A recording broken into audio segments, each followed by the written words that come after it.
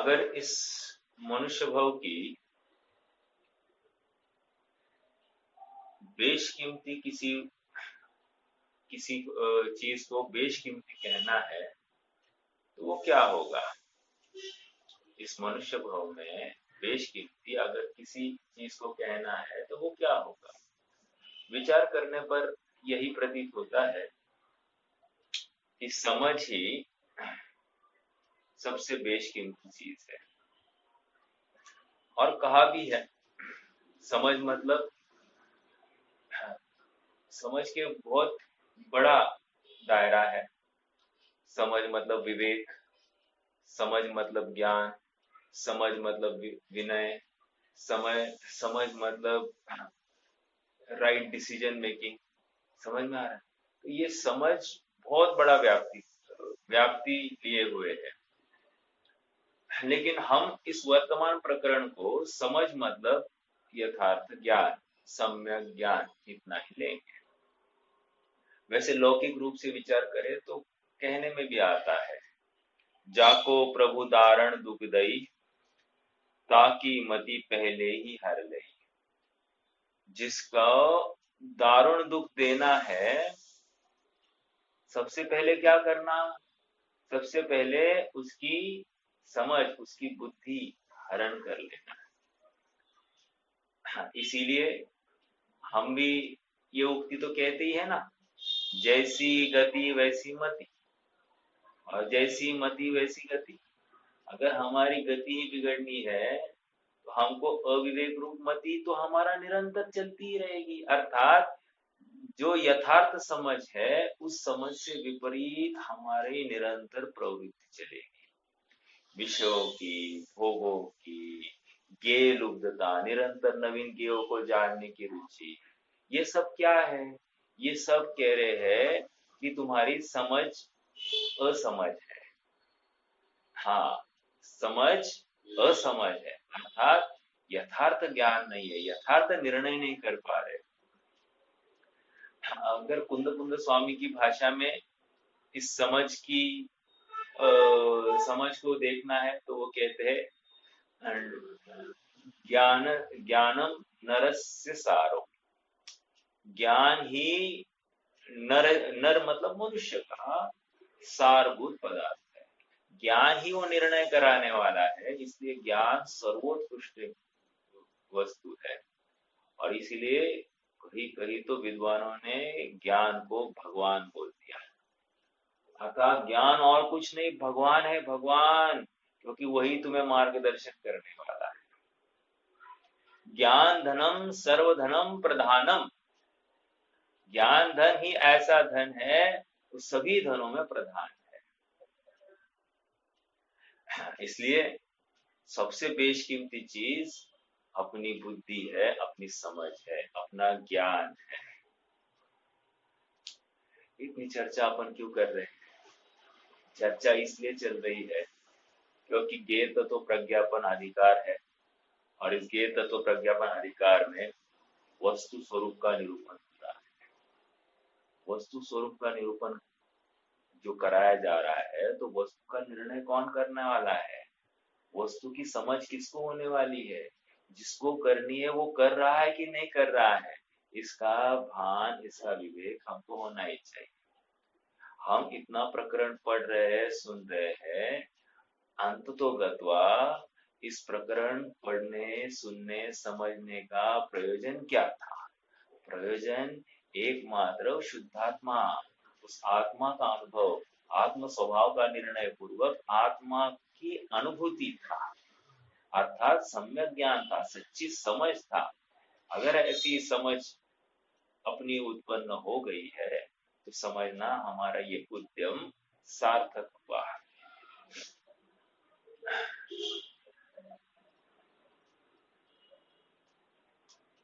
देखो, गाथा 105 की चर्चा है। गाथा 105 में क्या कहा गया था? गाथा 105 में क्या कहा गया था? उसमें कहा कि यदि द्रव्य असत है, द्रव्य नहीं है तो क्या होगा? द्रव्य द्रव्य सत नहीं हो तो क्या होगा, वो असत होगा। और कह रहे जो असत होता है सब कुछ नाश होगा, अर्थात द्रव्य ध्रुव ही नहीं रहेगा। और फिर लेकिन ऐसा तो देखने में आता नहीं है, हमको द्रव्य सत्ता से युक्त ही दिखाई देता है, इसलिए द्रव्य ही स्वयं सत्तामय है।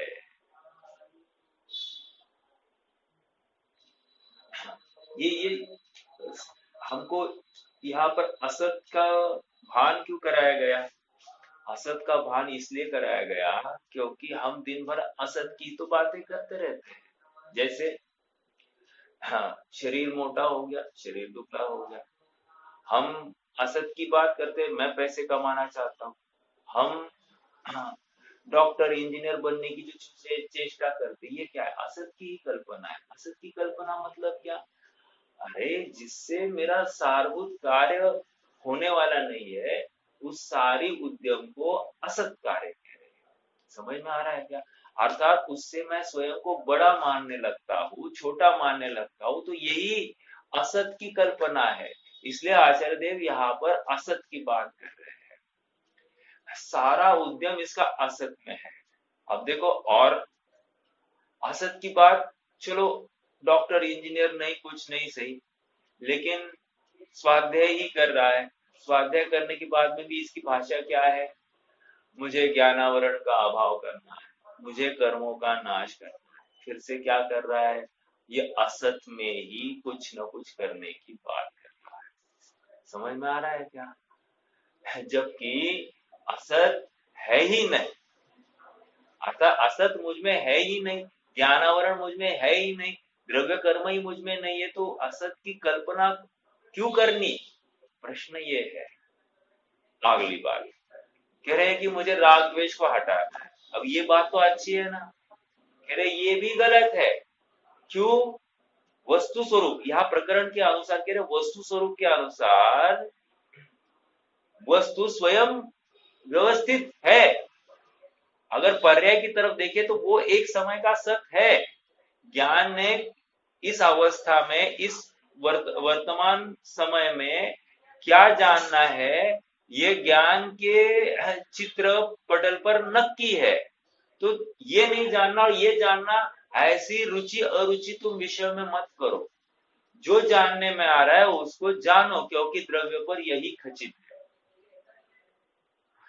जैसे ही तुम ये निर्णय करोगे तो तुमने स्वभाव के समीप तुम पहुंचे हो, अर्थात वस्तु को तुम अच्छे से समझने लग गए हो।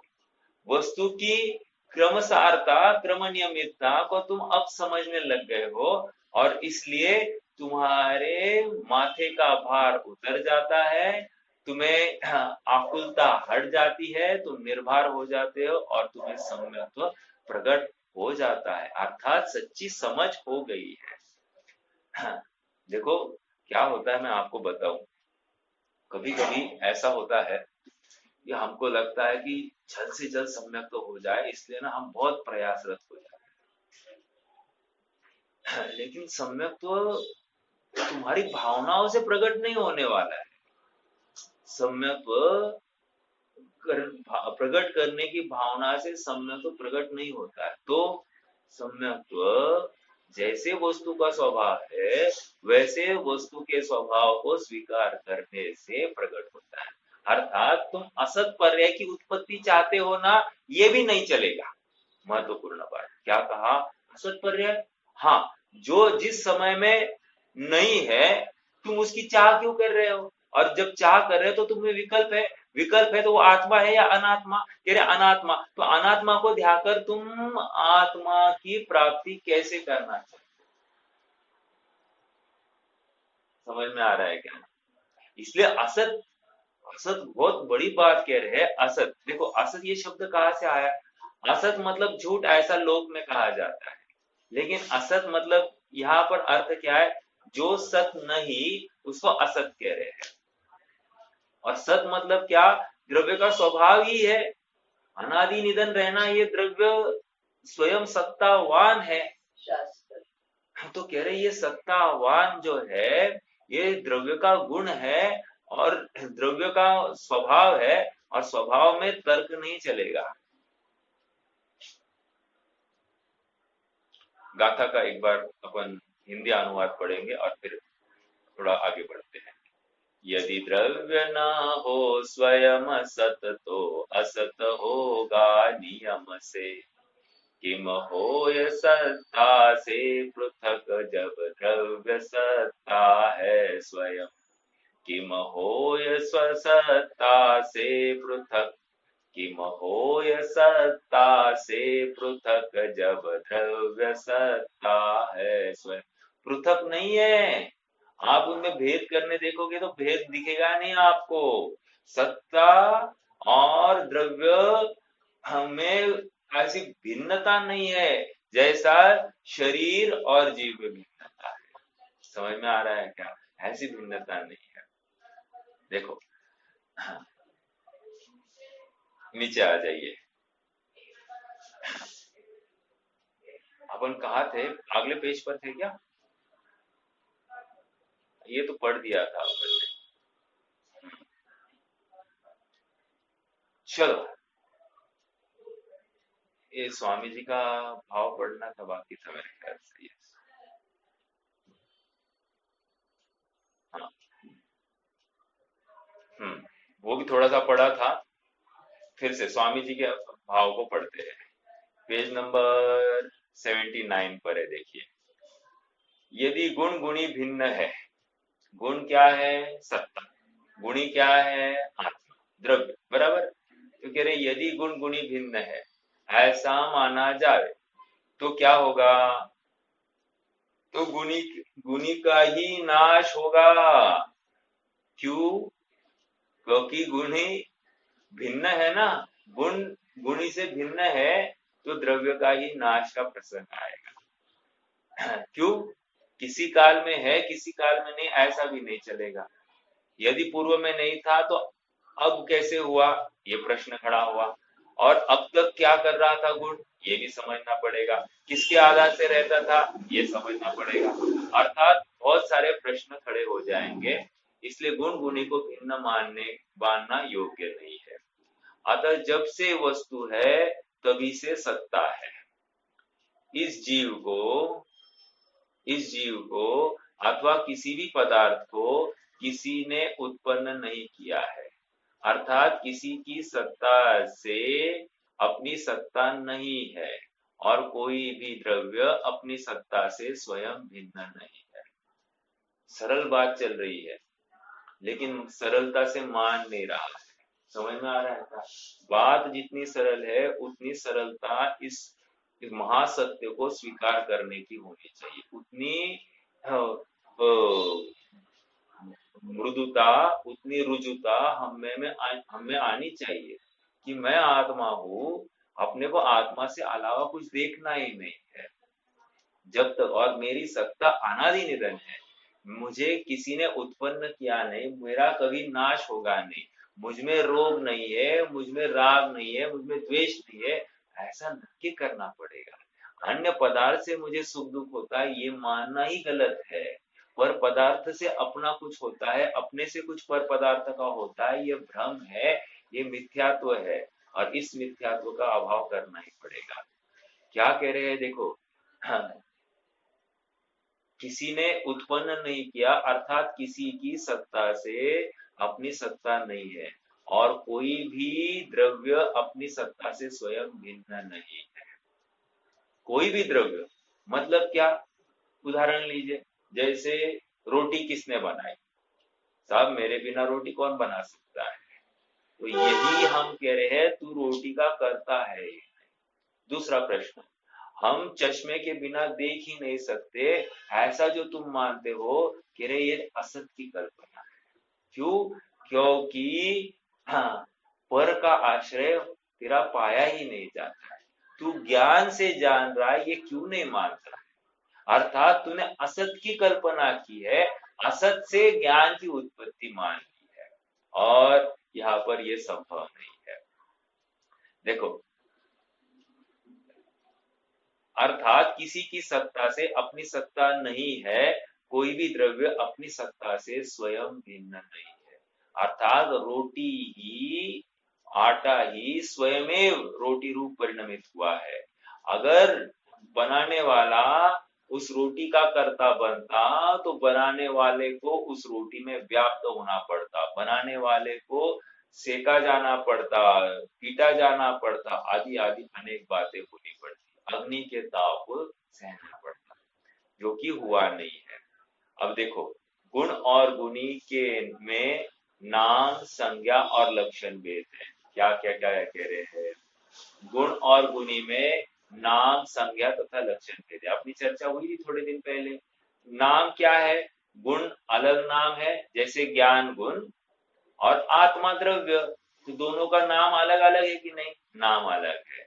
संख्या कह रहे, हाँ, आत्मा भी, आत्मा की संख्या एक है और ज्ञान गुण भी एक है, लेकिन गुणों की अपेक्षा विचार करें तो द्रव्य एक है, लेकिन द्रव्य में रहने वाले गुण कितने हैं? कह रहे अनंत है। समझ में आया? तो उनके अलग अलग नाम, और नाम अलग और संख्या भी अलग। अब लक्षण भेद, लक्षण भेद अलग है। लक्षण भेद क्या है? द्रव्य का लक्षण अलग होगा और प्रत्येक गुण का अपना अपना विशिष्ट कार्य है, तो उसका लक्षण अलग होगा। समझ में आ रहा है क्या? तो दोनों में लक्षण भेद है, किंतु किंतु प्रदेश भेद नहीं है। गुण और गुणी में प्रदेश भेद नहीं। देखो, जैसे अपना शरीर है, आंख है, कान है, नाक है ना, ये हाथ है, पैर है, ये सब है कि नहीं शरीर? तो ये शरीर मात्र हाथ शरीर है क्या? नहीं। मात्र आंख शरीर है क्या? नहीं। मात्र कान शरीर है क्या? नहीं। तो ये कह रहे हैं कि लक्षण भेद अपने आप दिखाई दे रहा है। जैसे आंखों का लक्षण क्या है? जिससे देखा जाता है, उसका वो लक्षण है। ऐसा शरीर का लक्षण थोड़ी जिससे देखा जाता है। शरीर का लक्षण तो पांचों इंद्रियों के माध्यम से जो जाना जाता है, उसको मतलब जानने में निमित्त बनता है, वो लक्षण शरीर का बनेगा। अर्थात दोनों में लक्षण भेद दिखाई देते हैं। समझ में आ रहा है क्या? हाँ। अब प्रदेश भेद है क्या? कह रहे प्रदेश भेद नहीं है। अपने सत्ता स्वरूप द्रव्य के ऊपर नजर करने से धर्म होता है।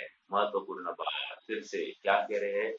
मैं हूं ऐसी स्वीकृति जिसे हुई है ना, वही अपने द्रव्य के ऊपर दृष्टि करता है। हाँ, वो भूतकाल की पर्याय को वर्तमान में देखता नहीं, वर्तमान में भविष्य काल को देखता नहीं। अज्ञानी क्या कर रहा है? भूतकाल की अवस्था को वर्तमान में देखने की कोशिश करता है। भूतकाल में ये गलती हो गई, इसने ऐसा मुझे कहा था, इसने ऐसा मेरे साथ व्यवहार किया था, ऐसे सारे भूतकाल की अवस्थाओं को वर्तमान में वो ढो रहा है और कह रहे हैं तुम असत को साथ में लेकर ढो रहे हो, तुम वस्तु को ढो ही नहीं रहे हो, वस्तु का निर्णय कर ही नहीं रहे हो। क्योंकि कह रहे हैं मैं हूं एक, दूसरी बात सत्ता भी मेरी पर्याय भी है दो, पर्याय भी स्व समय में सत है तीन। कह रहे हैं अब ये जो स्व समय में सत है, तो उसी को देखो ना, अन्य किसको क्यों देख रहे हो? अरे तुम चाहते हो कि ये यही पर्याय रहे, वो भी संभव नहीं। क्यों नहीं है? क्योंकि एक समय की सत है, उसका अभाव होना भी सत है, और नवीन पर्याय का उत्पन्न होना ये भी सत है। तो जो सत है और ये द्रव्य द्रव्य रूप से कायम रहना ये भी सत है। जब ऐसी सब सतपना उस पर्याय का परिणाम लक्षण भी ऐसा ही सहज स्वभाव से सिद्ध है, तो तुम्हें अब इसमें करना क्या है? तुम्हें अब जैसी वस्तु है वैसा निर्णय करके वस्तु के ऊपर दृष्टि करनी है। समझ में आ रहा है क्या? वस्तु को ना परिणमाने का भाव है, वस्तु का परिणमन जैसा हो रहा है उसे जानना ही बस तुम्हारा काम है। तो हाथ पर हाथ धरे रहने से फिर मंदिर कैसे बंधेंगे? हाथ पर हाथ धरे रहने से फिर पैसे कौन कमाएगा? हाथ पर हाथ धरे रहने से फिर खाना कौन बनाएगा? हाथ पर हाथ धरे रहने पर फिर देश की तरक्की कैसे होगी? राज्य व्यवस्था कौन चलाएगा? ऐसे अनेक प्रकार के प्रश्न इस अज्ञानी को छूते हैं। और आचार्य देव कह रहे हैं जब द्रव्य सत है उसका नाश होने वाला नहीं, तो किसी को संभाल कर बनाए रखने का प्रयास क्यों चल रहा है तेरा? हाँ, तो ये प्रयास शून्य हो जाता है, पर में कर्तृत्व शून्य हो जाता है, पर का स्वामित्व शून्य हो जाता है, मैं पर का कुछ कर नहीं सकता, ऐसा दृढ़ संकल्प हमको तभी होता है जब वस्तु के स्वभाव का हम निर्णय करते हैं।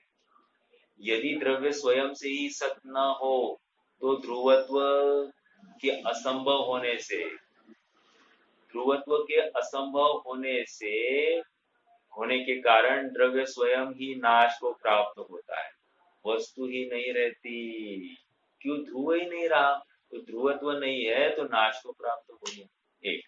दूसरा, यदि द्रव्य अपने सत्ता गुण से भिन्न हो तो सत्ता गुण का प्रयोजन नहीं रहता, अर्थात सत्ता गुण किसी एक जगह पर और द्रव्य एक जगह पर, ऐसा चलेगा? नहीं चलेगा। क्यों?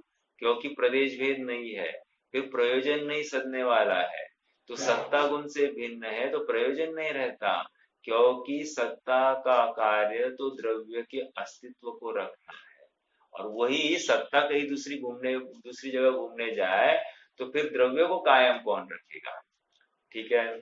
दो, और यदि द्रव्य उसके सत्ता गुण से भिन्न रहे तो सत्ता गुण का प्रयोजन नहीं रहता, और इससे सत्ता गुण के अभाव का प्रसंग आता है। प्रश्न किया है, क्या स्वप्न की पर्याय भी सत्ता वाली होगी? प्रश्न किया है, समझ में आ रहा है क्या? वैसे आगे बढ़ने से पहले किसको लगता है कि सत्ता वाली होती है या नहीं?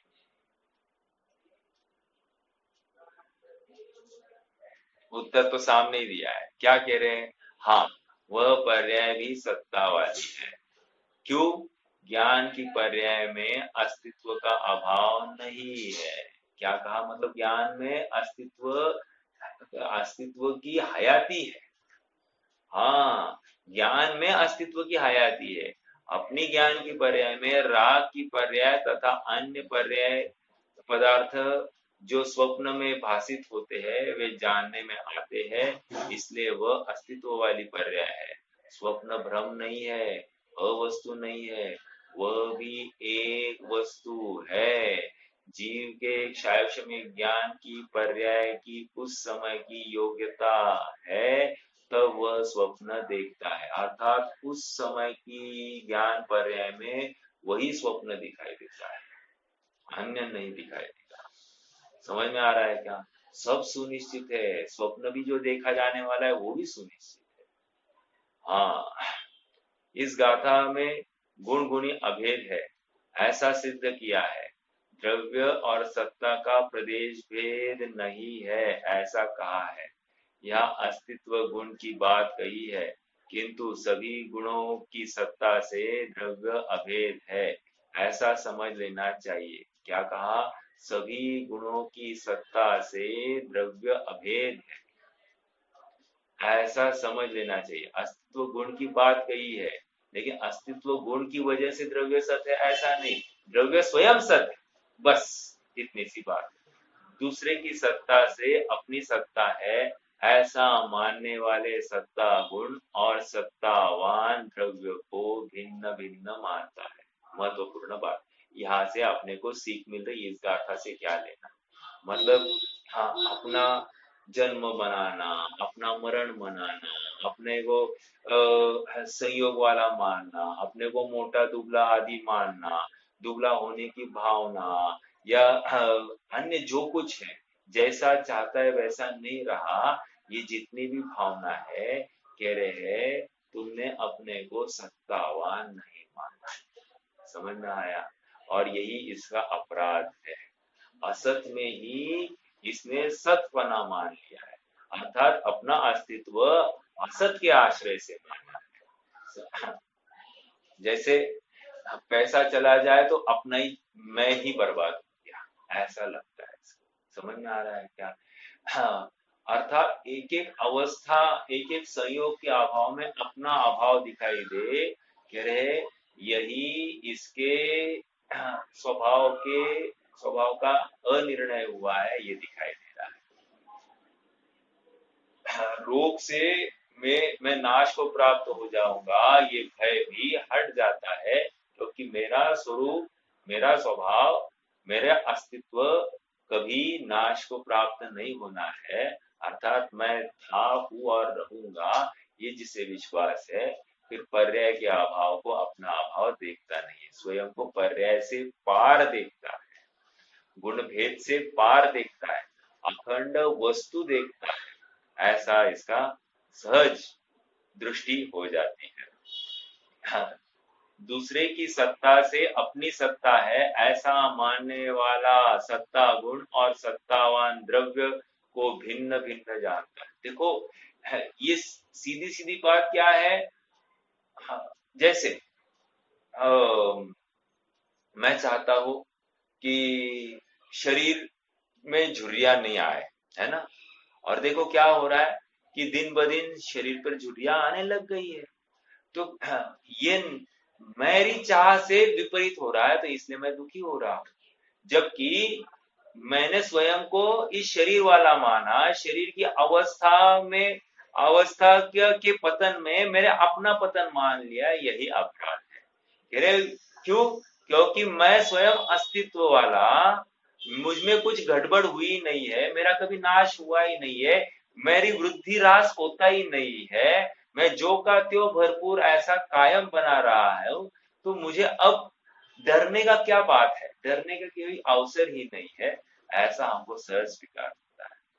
भोजन नहीं किया तो मैं मरण को प्राप्त हो जाऊंगा, पानी के अभाव में तृष्णा की वजह से मैं बहुत परेशान हूँ, ये जितनी भी बातें हैं कह रहे हैं ये तकलीफ। जैसे अभी गर्मी बहुत है, तो इस गर्मी की वजह से अपनी मतलब अपने को बहुत तकलीफ हो रही है, ऐसा भाव होना, ये भी क्या कह रहे हैं, अपने को असत्व वाला देखा, अर्थात गुणों को और गुणी को अलग अलग देखा। समझ में आ रहा है क्या?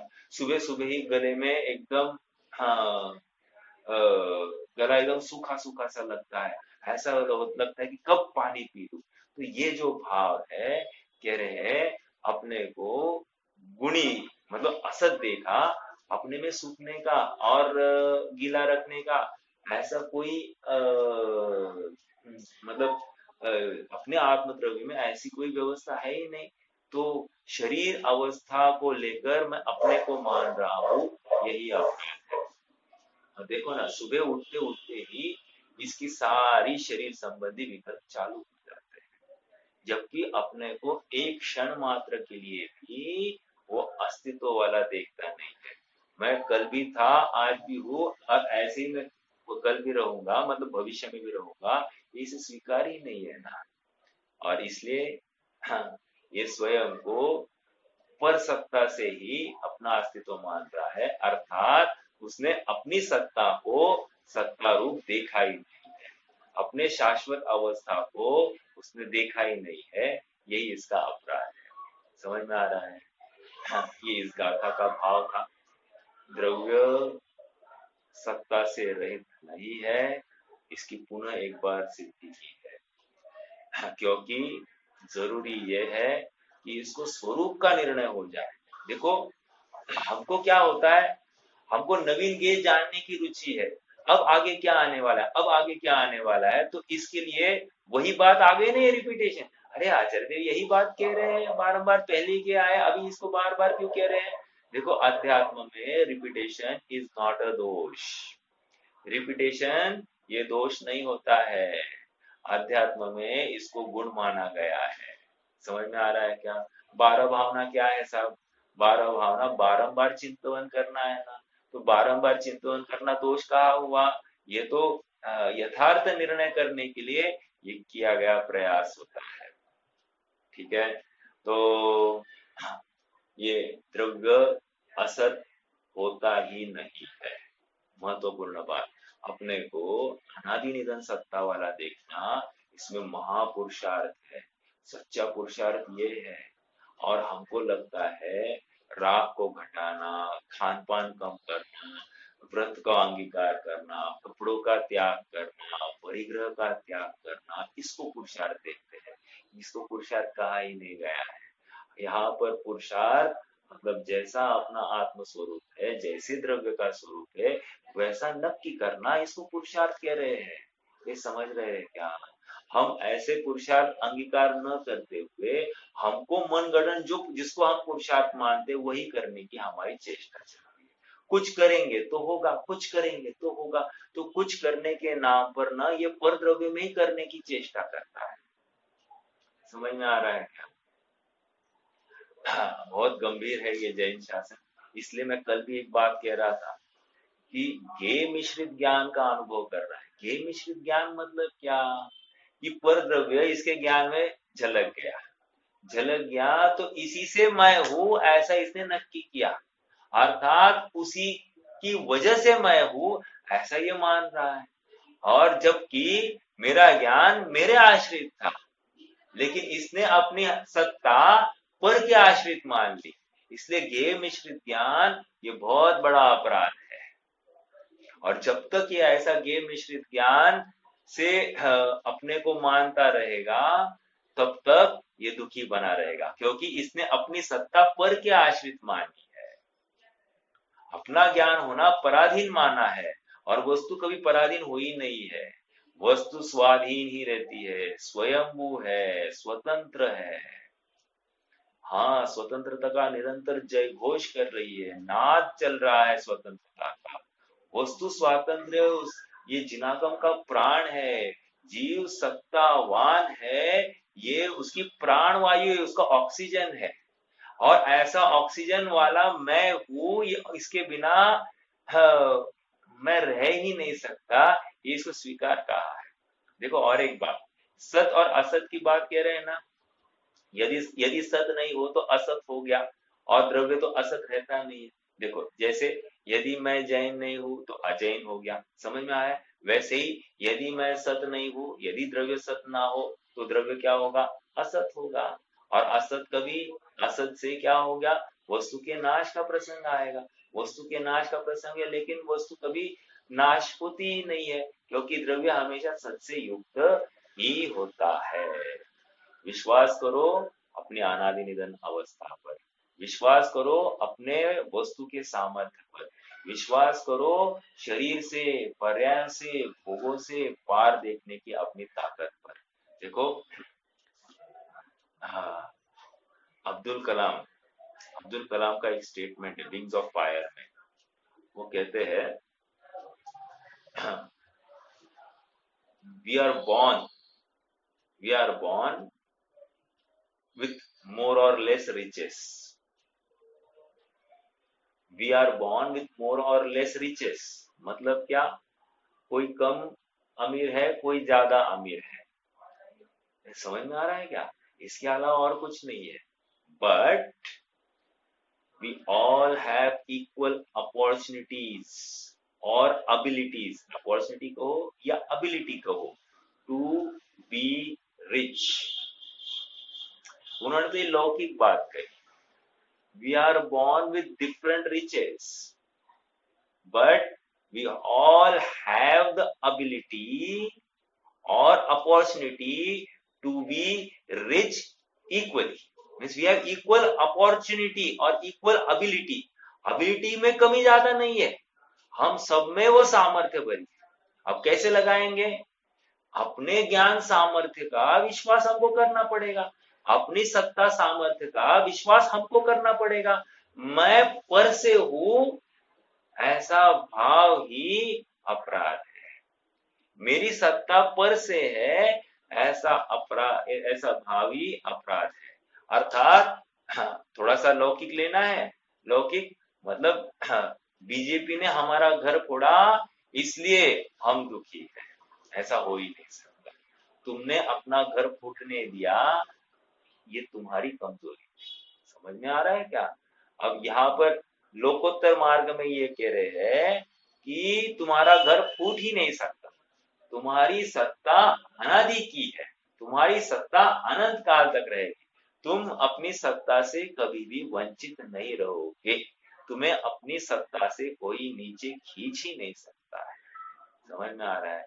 तुम चाहे जितने प्रयास करो, तुम्हारी सत्ता का अभाव कोई कर नहीं सकता। हाँ जी, चलिए आगे बढ़ना है। तो जितनी भी ये चर्चा चलती है, ज्ञानावरण का अभाव करना है, हाँ, या फिर मतलब पाप का नाश करना है, ये जितनी भी चर्चा है, अभावात्मक चर्चा सचमुच ये व्यवहार का कथन है। निश्चय से द्रव्य दृष्टि से देखे तो द्रव्य में कुछ बाहर की कुछ कुछ प्रवेश हुआ ही नहीं है। द्रव्य जो का त्यों भरपूर है। तो अन्य के प्रवेश को लेकर अपनी सत्ता के में गड़बड़ होने की जो कल्पना है, इसको हमको द्रव्यानुयोग स्वीकार करने नहीं देता है। ठीक है। ऐसी चर्चा कहाँ होगी? कर्णानुयोग करेगा। ऐसी चर्चा चरणानुयोग करेगा, लेकिन द्रव्यानुयोग को ये बात स्वीकार नहीं है। हाँ जी। कोई प्रश्न इस गाथा संबंधी? तो अब अपन अगली गाथा की तरफ बढ़ेंगे। देखो 106 गाथा में आ जाइए। विगत गाथा में पेज नंबर 81, विगत गाथा में यह कहा गया कि सत्ता और द्रव्य अभिन्न ही है। देखो अभी पूरी स्याही सूखी ही नहीं है, स्याही सूखी ही नहीं है। अब क्या कह रहे आप देखो, आप यू वोंट बिलीव, आपको विश्वास नहीं होगा, ये वही आचार्य है क्या? कितने मतलब पलटू राम है ऐसा आपको लगेगा। देखो हाँ, द्रव्य कहा था कि सत्ता और द्रव्य अभिन्न ही है। हाँ, अब इस गाथा में यह बता रहे हैं यद्यपि सत्ता और द्रव्य में पृथकता नहीं है, तथापि उनमें परस्पर अन्यता अवश्य है। अन्यथा है, अन्यता, अन्यता मतलब क्या? हाँ, अलग अलग है, सत्ता अलग है और द्रव्य अलग है। समझ में आ रहा है क्या? थोड़ा सा उदाहरण। प्रश्न ये है, शक्कर और मिठास। उदाहरण, शक्कर और मिठास 105वीं गाथा की अपेक्षा क्या है? शक्कर और मिठास 105 नंबर गाथा की अपेक्षा क्या है? अभिन्न ही है। शक्कर और मिठास की सत्ता,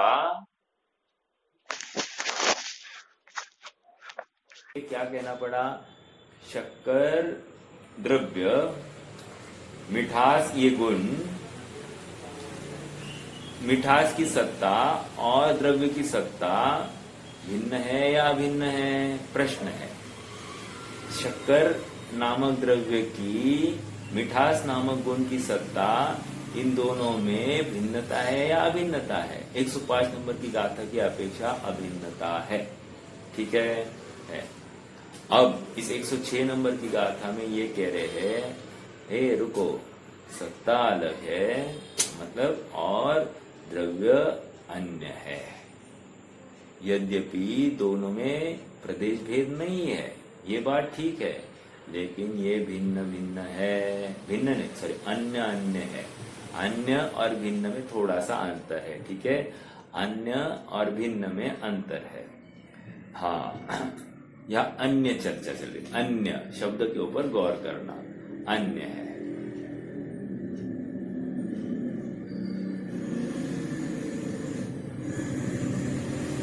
देखो गाथा पढ़ते हैं। पविभक्त पदे सत्तम उदत्तमिति शासनम हि वीरस्य अन्नत्तमत्त भावो न तद्भवं होदि कथमेगम्।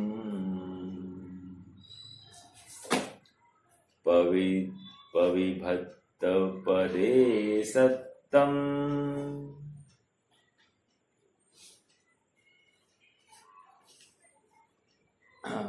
पविभक्त पदे सत्वम। हिंदी पढ़ लेंगे पहले। जिनवर के उपदेश में पृथकत्व भिन्न प्रदेशता, अतत भाव ही अन्यत्व है, तो अतत कैसे एक हो? ये एक हो नहीं सकते, ऐसा कह रहे हैं। ठीक है, देखो क्या कह रहे, पविभक्त पदे सत्तम, पविभक्त पदे सत्तम। पविभक्त मतलब क्या? प्रकृष्ट रूप से विभक्त, ठीक है, विभक्त प्रदेशत्व। पुधत्त, पुधत्त मतलब क्या? पुधत्त मतलब पृथक।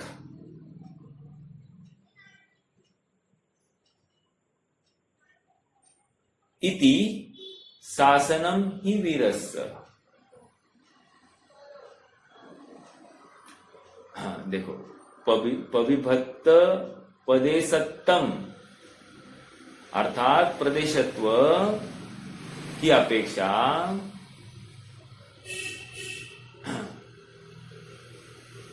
क्या कह रहे हैं? प्रदेशत्व की अपेक्षा, एक मिनट, फिर से, पविभक्त पदे सत्तम पुधत्तमिति शासनम ही वीरस्य। एक मिनट, मैं थोड़ा सा यहां से पढ़ू। पृथकत्व नामक भेद, यह पृथकत्व भेद किस विशेषता वाला है? विशेष रूप से प्रदेशों की भिन्नता वाला है। किसके समान विशेष है? दंडी और दंड के समान विशेष रूप प्रदेशत्व है। आइए थोड़ा सा आ जाइए यहाँ पर। वीरस्य, शासनम ही वीरस्य मतलब, शासन मतलब उपदेश। उपदेश किसका है? वीरस्य। वीरस्य मतलब क्या? महावीर का उपदेश है, ठीक है। क्या है महावीर का उपदेश? महावीर का उपदेश यह है कि विभक्त प्रदेशत्व पृथकत्व है, ओके, पृथकत्व है। यहां तक ले लीजिए, अगली लाइन अपन ने नहीं पढ़ी है। अब देखो, अन्नतम अतद्भावो, अन्नतम अतद्भावो, अन्नत्वम कह रहे हैं अर्थात द्रव्य और सत्ता में अन्यत्व है, एक। क्यों है अन्यत्व? क्योंकि वो अतद्भाव है, अतद्भाव। पहले भी चर्चा की है अपन ने, अतद्भाव, इसी को हम कहेंगे तद अभाव, ऐसे भी चलेगा। तद हलन, द हलन, अभाव, तत् मतलब उसका, अभाव, ठीक है। अतद्भाव कहो, तदभाव कहो, या फिर अन्यत्व कहो, ये एकार्थवाची है। क्या है, क्या यहाँ पर क्या संबंध बताया जा रहा है? गुण का गुणी के साथ में क्या संबंध है? कह रहे हैं ये भिन्न प्रदेश वाला होने से, भिन्न प्रदेश वाला मतलब क्या? अतद्भाव है, विभक्त प्रदेशत्व पृथकत्व है और अतद्भाव अन्यत्व है, ऐसा भगवान का उपदेश है। जो उस रूप न हो उससे अभिन्न कैसे हो सकता है? अर्थात क्या कह रहे हैं? तब भवम होदी कदम एकम, न तब भवम अर्थात उस रूप नहीं हुआ। न तब भवम मतलब नहीं हुआ उस रूप, तद्भव उस रूप नहीं हुआ। तो कह रहे कैसे एक में होंगे? अर्थात द्रव्य ही गुण है और गुण ही द्रव्य, ऐसा कैसे चलेगा? नहीं चलेगा। समझ में आ गया? अर्थात दोनों में पृथकता है, अन्यपना है, ये पहले मानो, ठीक है। पहली गाथा में क्या कहा था? द्रव्य अभिन्न है, द्रव्य गुण से अभिन्न है। अब क्या कह रहे हैं? गुण द्रव्य नहीं है या द्रव्य गुण नहीं है। बात समझ में आ रही क्या? अब यहां पर फिर से शक्कर का उदाहरण लगाइए। शक्कर और मिठास, मिठास ही शक्कर है क्या? नहीं, मिठास ही शक्कर नहीं है, मिठास के अलावा शक्कर और बहुत कुछ है। इसलिए शक्कर में और मिठास में क्या है? अतद्भाव है। समझ में आ रहा है क्या? उसमें शक्कर और मिठास में क्या है? अन्यत्व है, पृथकत्व या भिन्नत्व नहीं है, अन्यत्व है। ठीक है, देखो गाथा का भाव आचार्य अमृतचंद्र तत्व प्रदीपिका टीका में इस प्रकार करते हैं।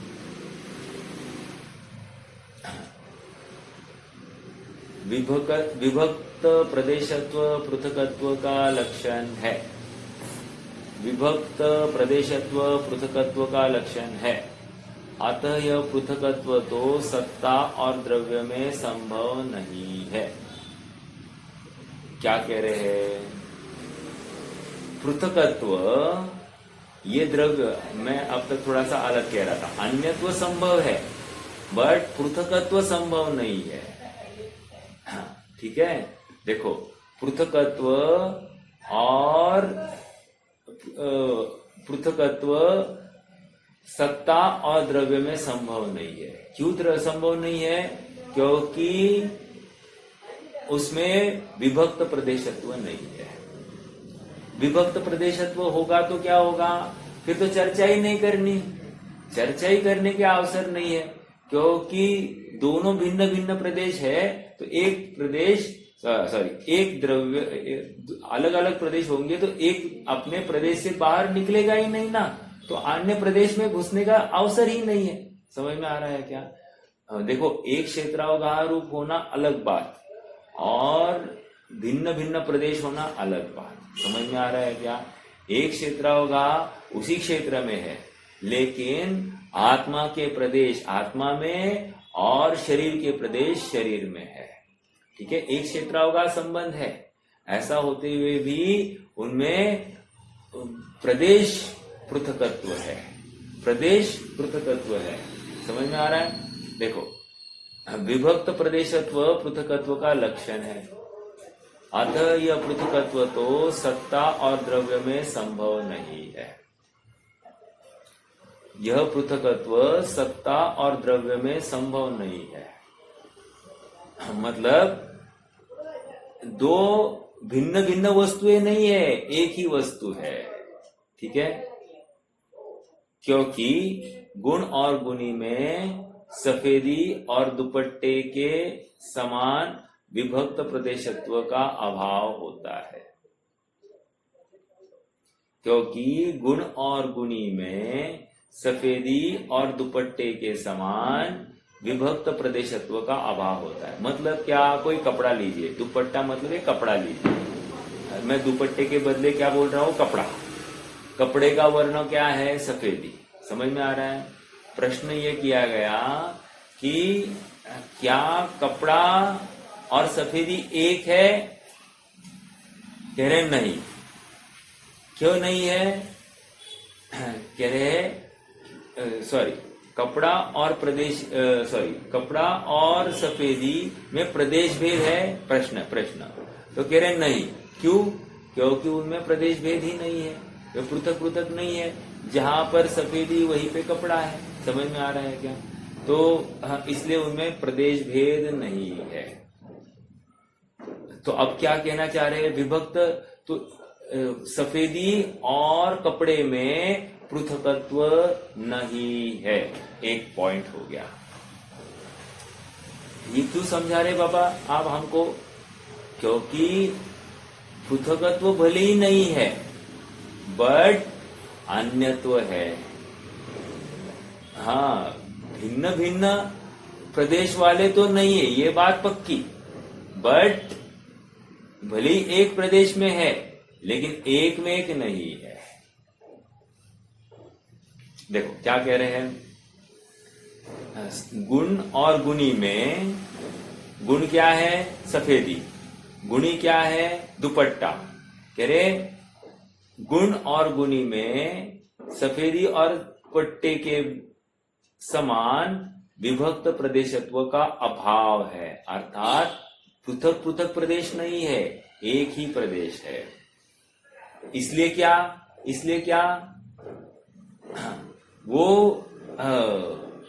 सर्वथा भिन्न नहीं है, सर्वथा भिन्न नहीं है। सफेदी और कपड़ा सर्वथा भिन्न नहीं है।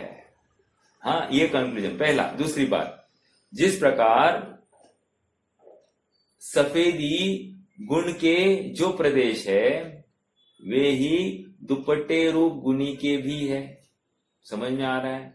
मतलब जहां जहां सफेदी है वहां वहां दुपट्टा है कि नहीं, या जितना बड़ा दुपट्टा है उतनी सफेदी है कि नहीं है?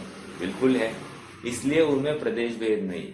इसी प्रकार सत्ता गुण के जो प्रदेश है वे ही प्रदेश गुणी द्रव्य के भी है, इसलिए उनमें प्रदेश भेद नहीं। अभी तक बात आई ही नहीं है। अब देखो, ऐसा होने पर भी पहले तो तर्क दे दिया, क्या भिन्न नहीं है, पृथकत्व नहीं है। ऐसा होते हुए भी गुण और गुणी में पृथकत्व नहीं है। मतलब पहली गाथा की यहाँ पर फिर से एक अपेक्षा सिद्धि की है।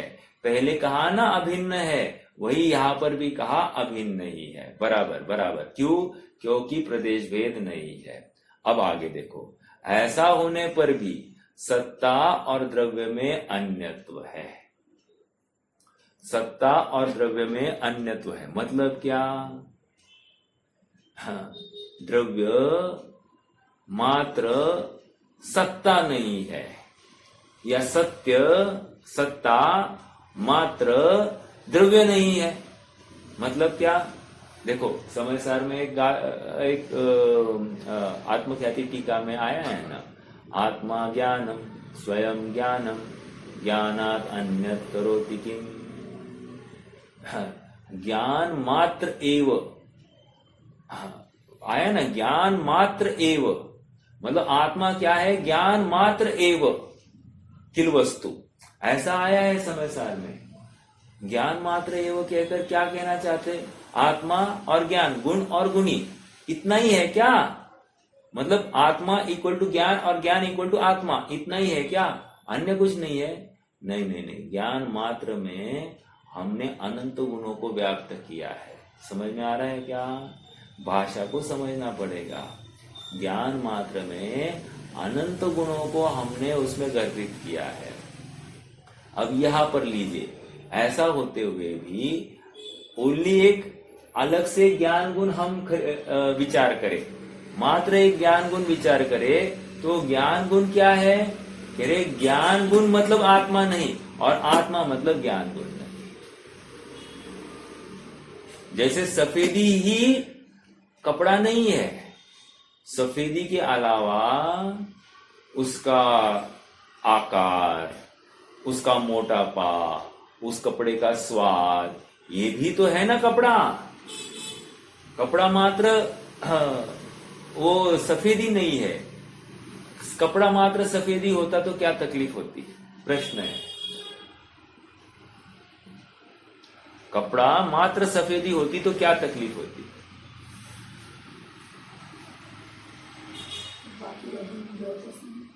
मतलब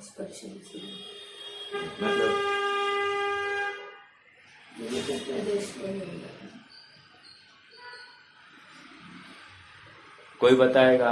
कपड़ा मात्र सफेदी होता तो क्या होता? देखो, कपड़ा मात्र सफेदी होता, हाँ बोलिए भाभी जी बोलिए। और भी पदार्थ सफेद होते हैं भी है। हाँ वो तो है ही, ठीक है, लेकिन हाँ, यहाँ पर कपड़ा मात्र सफेद होता तो मात्र चक्षु इंद्रिय का विषय बनता, रसना इंद्रिया का, घ्राण इंद्रिया का, स्पर्श इंद्रिया का विषय नहीं बनता। समझ में आ रहा है क्या? मतलब कह रहे कपड़े को कभी चखाएगा किसी ने कपड़े को चखाया? आप में से कोई होगा परिचित तो आपको ज्ञात होना चाहिए, पहले के जमाने में कपड़े को चबाकर खाकर देखा जाता था और उसके ऊपर से कपड़े की क्वालिटी को नक्की किया जाता था। अब वो जानकार नहीं रहे वो अलग बात, बट कपड़े को चखा जाता है एक, तो ये रसना इंद्रिय का विषय नहीं बनता। स्पर्शन इंद्रिय का विषय कैसे नहीं बनता? अरे उसका मोटापा, उसके दुबलापन मतलब पतलापन, वो जो कुछ है वो स्पर्श इंद्रिय का विषय नहीं बनता। यदि और क्या है, घ्राण इंद्रिय का, उसका गंध, कपड़े की कोई ना कोई गंध होगी तो वो गंध भी घ्राण इंद्रिय का विषय नहीं बनता। निष्कर्ष, मात्र सफेदी ही आप यदि कपड़ा मानते हो तो फिर अन्य इंद्रियों का विषय वो कपड़ा नहीं बनता, अर्थात मात्र सफेदी पुरता ही वो कपड़ा रह जाता। समझ में आ रहा है क्या? जिसमें द्रव्य के अभाव का अवसर बन जाता है। देखो अब यहां पर पढ़ते हैं, ऐसा होने पर भी सत्ता और द्रव्य में अन्यत्व है। सत्ता और द्रव्य में अन्यत्व है मतलब सत्ता और आत्मा, इनमें अन्यत्व है, पृथकत्व नहीं है, अन्यत्व है। क्यों साहब? अन्यत्व और पृथकत्व में थोड़ा सा फर्क है। पृथकत्व मतलब प्रदेश भेद, और अन्यत्व मतलब एक प्रदेशी होते हुए भी एक में नहीं है। मतलब ज्ञान गुण मतलब पूरा द्रव्य, या द्रव्य मतलब पूरा ज्ञान गुण, ऐसा नहीं है। ठीक है, देखो ऐसा होने पर भी सत्ता और द्रव्य में अन्यत्व है, क्योंकि इनमें अन्यत्व का लक्षण घटित होता है। अतद्भाव अन्यत्व का लक्षण है। अतद्भाव, अतत् हलंत और भाव, तीन शब्द किए मैंने। अ मतलब नहीं, तत् मतलब उसका, भाव, भाव मतलब पना। तो कह रहे हैं अतद्भाव का लक्षण घटित होता है। मतलब क्या? सफेदी और कपड़े में अतद्भाव है। अतद्भाव मतलब क्या? ये सफेदी मात्र सफेदी कपड़ा नहीं है, सफेदी के अलावा और कुछ है ना कपड़ा। समझ में आया? इसलिए कह रहे हैं इन सफेदी में और कपड़े में अतद्भाव घटित हुआ, अर्थात सफेदी और कपड़े में अन्यत्व है। वह तो सत्ता और द्रव्य में है ही, क्योंकि गुण और गुणी में सफेदी और दुपट्टे के समान तद्भाव का अभाव होता है। गुण और गुणी में सफेदी और दुपट्टे के समान तद्भाव का अभाव होता है। तद्भाव मतलब उस रूप, उस पना, उसमय, और उसका अभाव, अर्थात उसमय नहीं है, पूर्ण 100% नहीं है, किसी अपेक्षा उसमय है, पूर्णतया नहीं है। ठीक है? हाँ, आपको एक प्रश्न रखने वाला हूं मैं, आज तो समय हो रहा है अपना। हाँ, वह इस प्रकार है कि जिस प्रकार एक चक्षु इंद्रिया के विषय आ रहा है कि अभी मैंने जो चर्चा की थी वही है, जिस प्रकार एक चक्षु इंद्रिया के विषय में आने वाला अन्य सभी इंद्रियों के गोचर न होने वाला जो सफेदी रूप गुण है, वह समस्त इंद्रियों को गोचर होने वाला दुपट्टे रूप गुणी नहीं है, और समस्त इंद्रिय समूह को गोचर होने वाला दुपट्टा है वह चक्षु इंद्रिय का विषय में आने वाला तथा अन्य समस्त इंद्रियों के विषय में नहीं आने वाला सफेदी रूप गुण नहीं है। इसलिए उनके तद्भाव का अभाव है। क्या कहा? जो सफेदी है वो अन्य इंद्रियों का विषय नहीं बन रही है, और जो अन्य इंद्रियों का विषय है वो चक्षु इंद्रिय का विषय नहीं बन रहा है। हाँ, समझ में आ रहा है क्या? अन्य इंद्रियों का विषय मतलब मोटा कपड़ा या उसका स्वाद या उसकी गंध, ये अन्य इंद्रियों का विषय जो है वो चक्षु इंद्रिय का विषय नहीं बन रहा है। तो इसलिए इनमें क्या घटित हो रहा है? अतद्भाव घटित हो रहा है, या तद्भाव का अभाव घटित हो रहा है। तद्भाव मतलब क्या? एक में ज्ञान मतलब आत्मा, आत्मा मतलब ज्ञान, सफेदी मतलब कपड़ा, कपड़ा मतलब सफेदी, इसी को हम तद्भाव कह रहे हैं। लेकिन ऐसा नहीं है ना, 100% सफेदी इज नॉट इक्वल टू कपड़ा। सफेदी के अलावा अन्य और बहुत कुछ है ना कपड़े में। समझ में आ रहा है क्या? इतनी सी बात है। इसलिए गुण और गुणी में कौन सा संबंध है? कह रहे गुण और गुणी में अतद्भाव है। अब आपके लिए प्रश्न है, हाँ, संवर अधिकार, समय सार का संवर अधिकार, वहां पर प्रश्न ये है, प्रश्न मतलब वहां पर कहा है कि उपयोग उपयोग में है। क्या कहा? उपयोग उपयोग में है। आपको मुझे बताना है, होमवर्क भी बता सकते, कोई प्रॉब्लम नहीं। उपयोग उपयोग में है, तो जब उपयोग उपयोग में है ऐसा कहा जाएगा, उस समय में उपयोग उपयोग में है का अर्थ क्या लेना? अनेक अर्थ होने वाले हैं। आपको कौन सा लगता है आप मुझे बताएंगे। मैंने क्लू दे दिया, अनेक अर्थ हो सकते हैं, अर्थात पहले उपयोग का अर्थ अलग लेना, दूसरे उपयोग का अर्थ अलग लेना, और उससे अलग अलग अर्थ निकल सकते हैं। तो आपको मुझे बताना है कि उपयोग उपयोग में है का अर्थ क्या होगा। अभी कोई बता सकता है तो कोई प्रॉब्लम नहीं, आपको कुछ लगता है तो।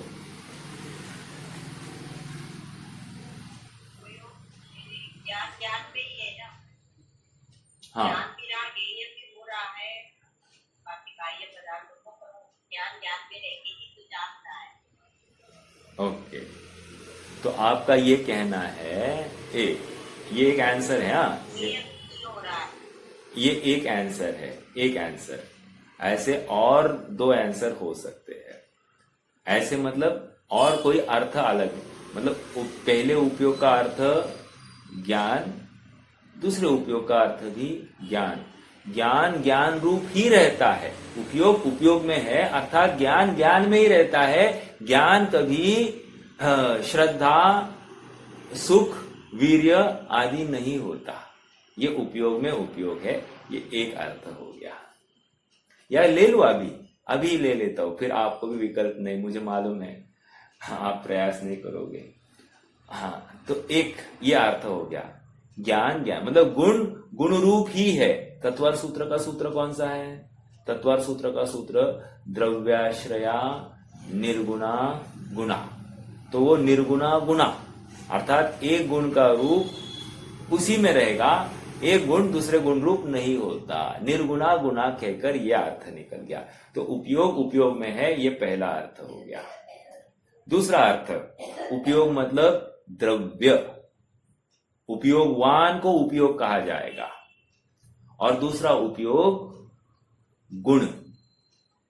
तो उपयोग में उपयोग है, अर्थात द्रव्य में गुण है, यह अर्थ निकल गया। जैसे शक्कर में मिठास है, तो पहला उपयोग का अर्थ द्रव्य, दूसरे उपयोग का अर्थ गुण, तो ये दूसरा अर्थ हो गया।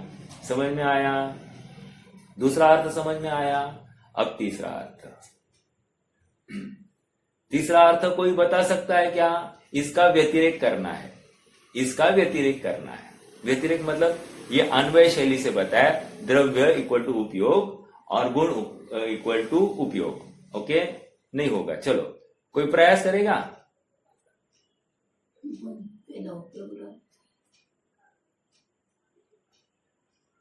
देखो मैं बताता हूं, समय भी नहीं है। हाँ, दूसरा उपयोग का अर्थ, उपयोग मतलब वो ज्ञान उपयोग की पर्याय। उसके ज्ञान का ज्ञेय कौन बन रहा है? उपयोगवान। उपयोगवान उसके दृष्टि का विषय बन रहा है। तो उपयोग में उपयोग है, अर्थात पहले उपयोग का अर्थ हम ज्ञान पर्याय अर्थात गुण की अवस्था, और उसका प्रमेय, उसका दृष्टि का विषय उपयोगवान अर्थात वो ध्रुव, वो वस्तु बन रही है। हो गया उपयोग में उपयोग, अर्थात तुम्हारे उपयोग में कौन है, तुम्हारे लक्ष्य में कौन है, तो वो उपयोग में उपयोग अर्थात उपयोग में उपयोग अर्थात दृष्टि के विषय भूत पदार्थ बना रहा। समझ में आया? ये तीसरा अर्थ हो गया। समझ में आ रहा है कि नहीं आ रहा है? किसी को समझ में नहीं आया तो सुन लेना एक बार रिकॉर्डिंग।